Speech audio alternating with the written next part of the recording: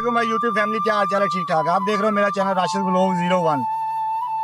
आज के व्लॉग में हम ये बोतल का ब्लास्ट करेंगे और इतना खतरनाक ब्लास्ट करेंगे कि नहायत बहुत खतरनाक हो सकता है। ऐसा अगर आप तजर्बा करना चाहते हैं या देखना चाहते हैं तो हमारी वीडियो के साथ जुड़े रहिए और एंड तक देखें जरूर।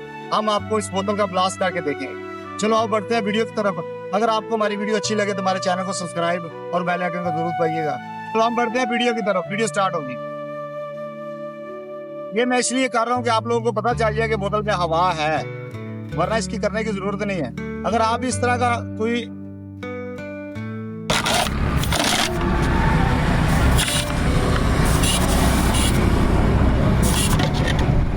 ये इतना खतरनाक है कि यकीन करो इसके कंचरे ब्लेड से भी ज्यादा रफ्तार से लगते हैं। मैंने पहले 1-2 दफा किया ऐसा था।